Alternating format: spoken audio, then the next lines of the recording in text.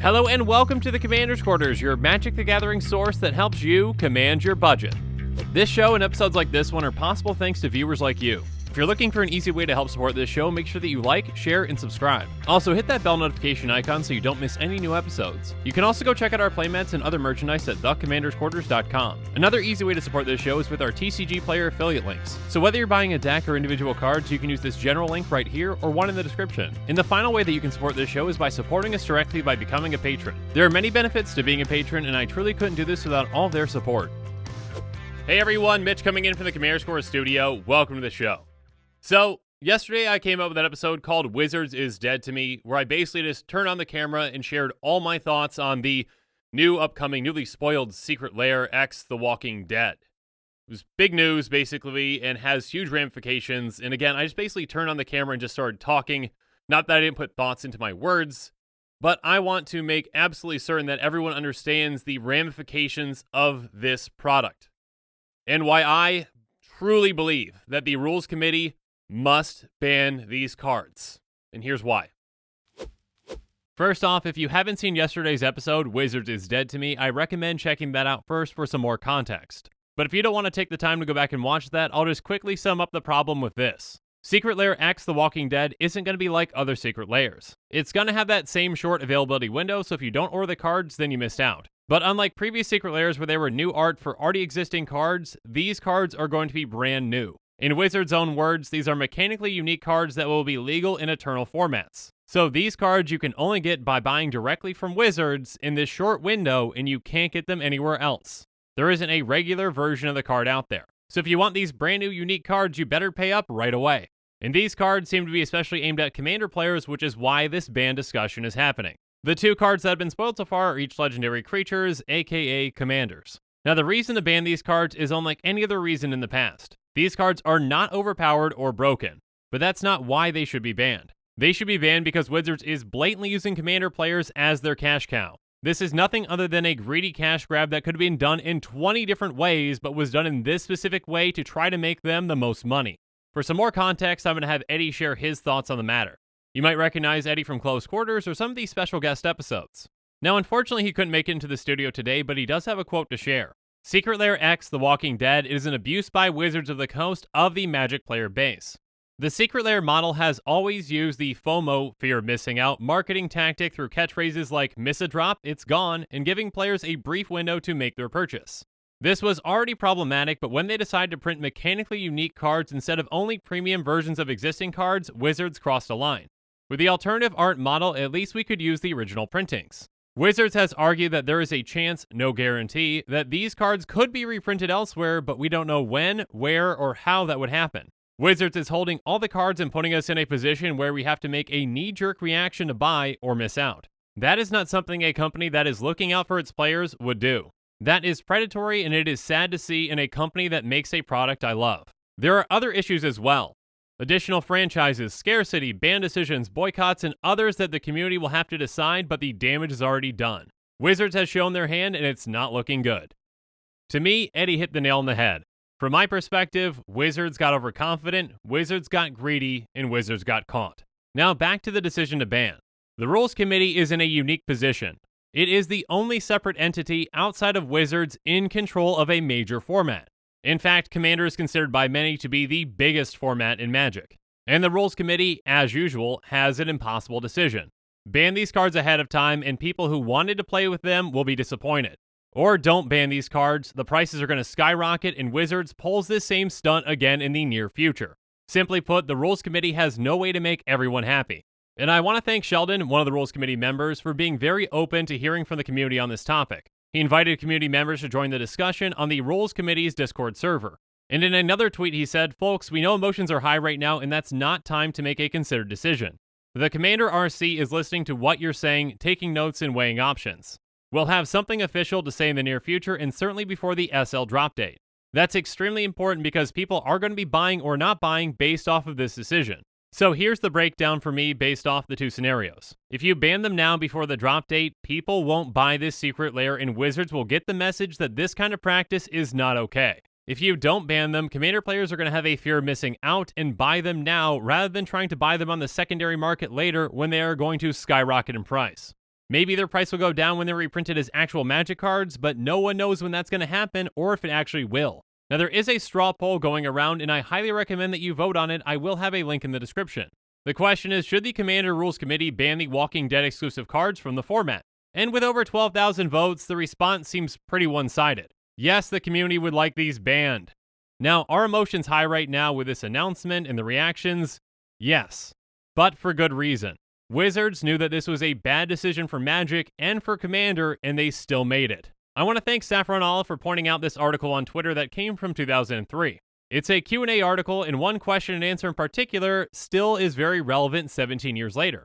The question posed by Nick was, why don't you do promo cards anymore like Nathalni Dragon or Arena that aren't part of an expansion but are only available through some special means? And the response comes from R&D senior designer Mark Rosewater, who is now the head designer at Wizards. His response was, I believe the question you are asking is why doesn't Wizards produce functionally unique Magic promo cards? That is, cards that has a mechanic or combination of mechanics not found anywhere else. There are a number of reasons, but the most important one is that when we did it many years ago, it greatly upset players. For example, Nathalni Dragon was given to attendees at the 1994 gaming convention known as Dragon Con held in Atlanta, Georgia. The vast majority of Magic players have no means to attend a convention in Atlanta. Why is this a problem? Many collectibles do promotional items sold only at specific events. The problem is that Magic is a game and each card has a functional place in that game. Assume Nathalni Dragon turned out to be an important tournament card. And note, this problem did happen with one of the book promotional cards, Mana Crypt. Is it fair that players who live near Georgia have stronger decks than those who do not? The end result is that Wizards decided to eliminate functionally unique promotional cards and instead create promotional cards that were variants of existing cards, premium, alternative arts, etc. So they knew this was a problem, they decided to eliminate doing it, and yet here we are.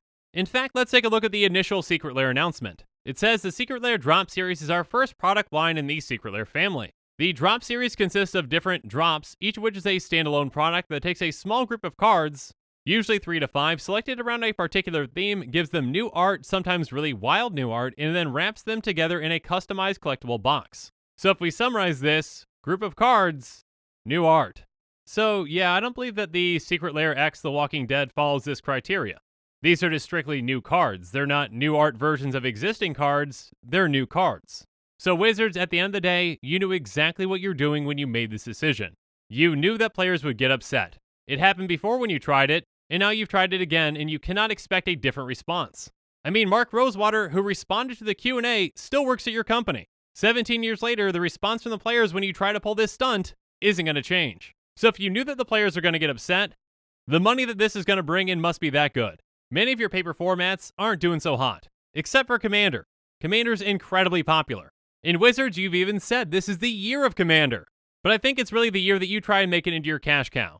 But Wizards, I think you made one big mistake in your calculations. In going about this in the way that you did it, specifically targeting Commander players, you assume that the Rules Committee is going to do nothing.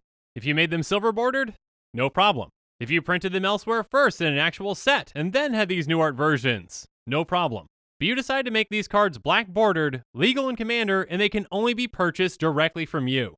So here's my opinion. The Rules Committee must ban these. Not should, must. And here's the kicker. The second that these Magic cards are actually printed in a meaningful way as real Magic cards, unban them. If you allow the Secret Lair to go out without a preemptive ban, Wizards gets exactly what it wants. It's going to unfairly take advantage of Commander players, and I guarantee that it does this same stunt again.